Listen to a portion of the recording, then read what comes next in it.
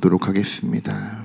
오늘 하나님이 주신 말씀은 로마서 2장 17절에서 29절의 말씀입니다. 2장 17절에서 29절의 말씀입니다. 9월부터는 우리가 함께 묵상해야 할 말씀은 로마서입니다. 저는 로마서의 저자 사도 바울을 참 좋아하는 사람 중에 한 명입니다. 사도 바울을 좋아하는 이유는 여러 가지가 있겠지만 일단 저는 사도 바울과 같은 그런 설교자가 되고 싶습니다. 여러분은 사도 바울을 떠올리시면 어떤 이미지가 떠오르십니까?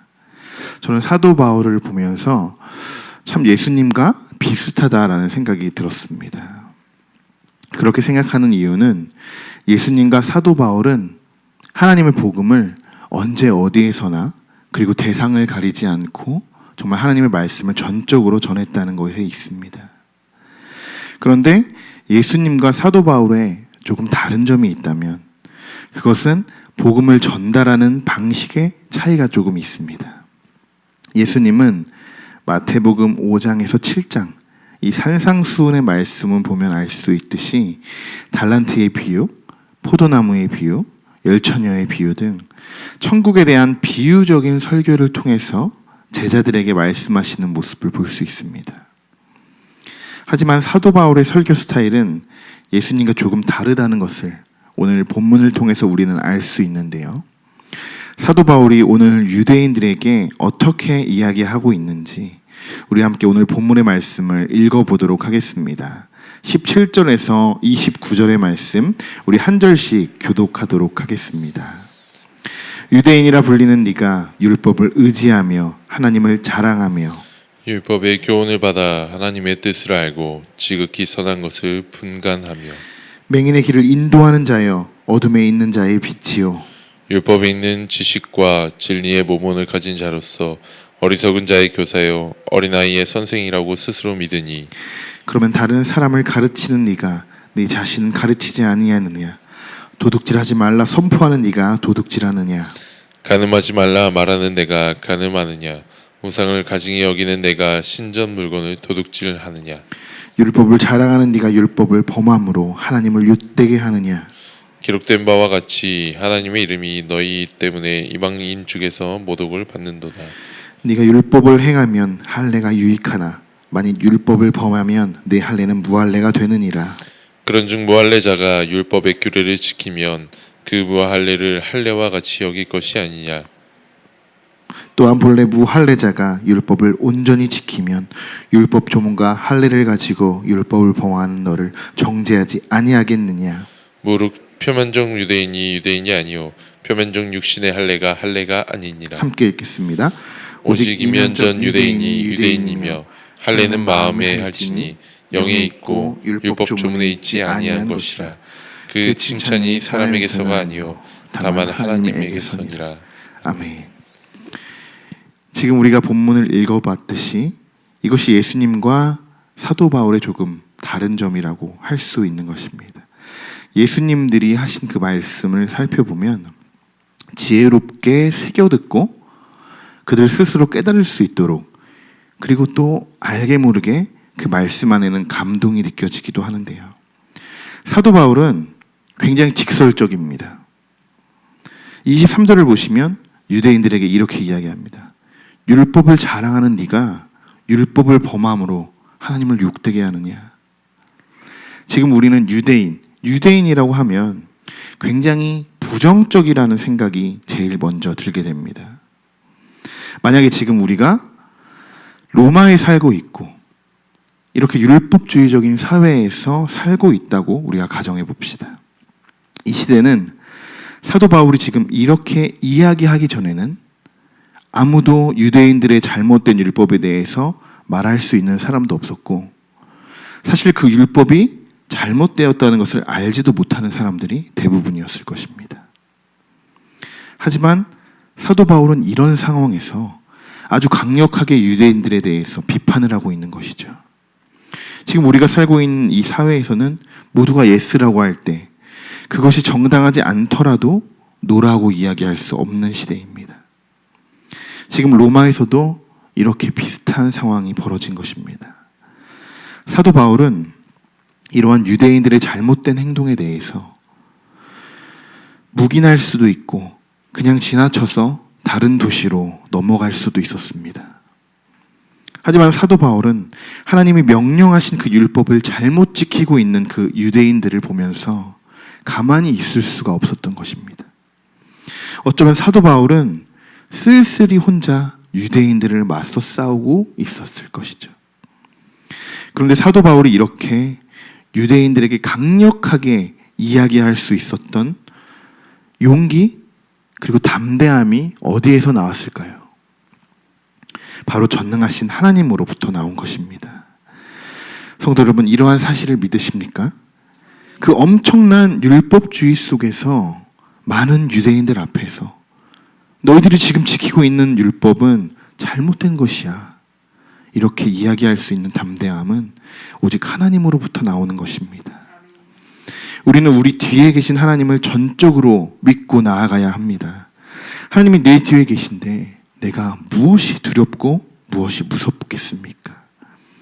성도 여러분, 여러분 앞에 지금 어떠한 일이 놓여 있고 기도해야 할 상황들이 있으실 것입니다. 그래도 걱정하지 말고 또한 실망하지 않으시길 소망합니다.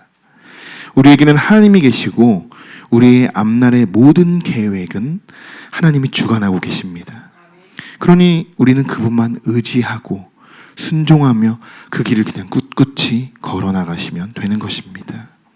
힘들지만 그 길을 걸어나갈 수 있다는 것, 그것을 다른 말로 순종이라고도 합니다. 지금 바울이 유대인들을 비판하는 이유는 자기 자신들이 말하는 율법을 그들은 실천하지 않기 때문입니다. 바울은 말로만 하는 율법은 하나님이 원하시는 율법이 아니라고 지적하고 있습니다.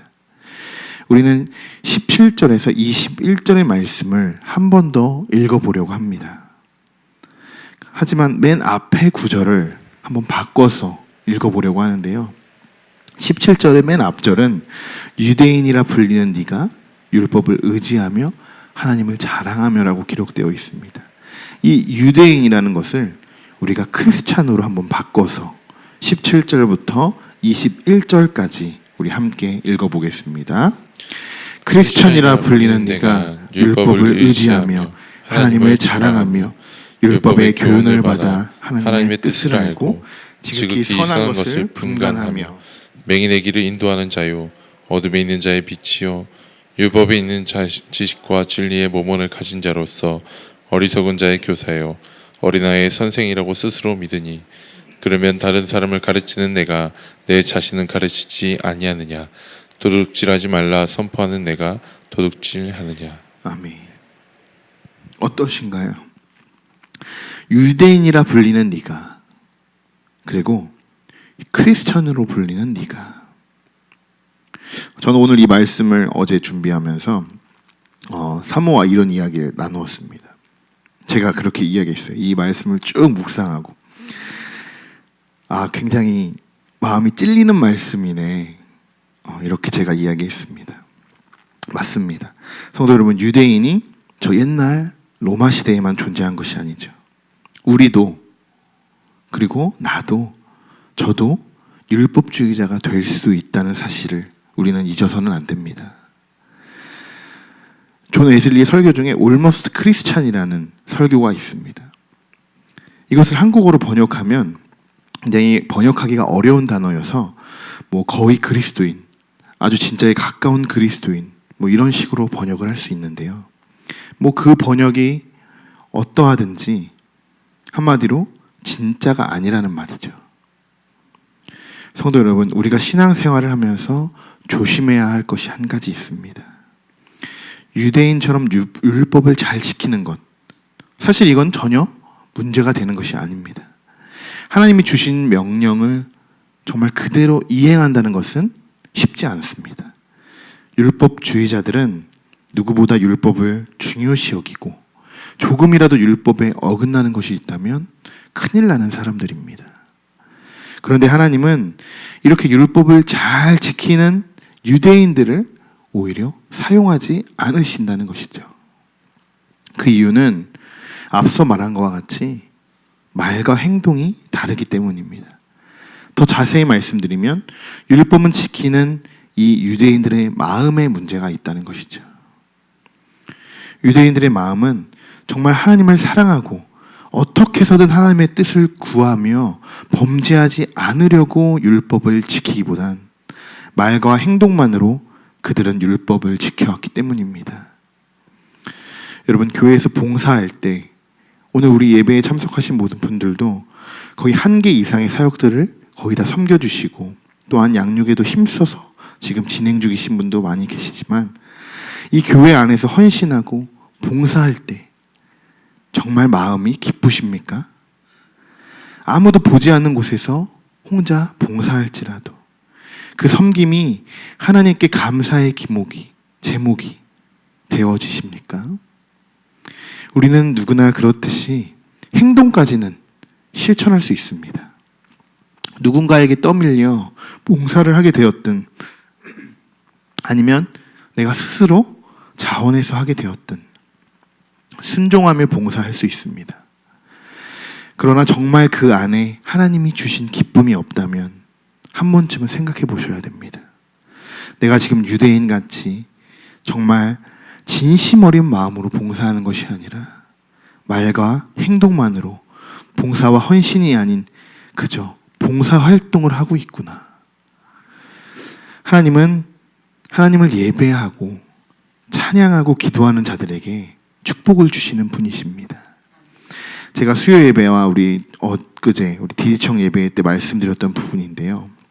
하나님은 하나님을 예배할 때 우리에게 이러한 축복을 주신다고 합니다.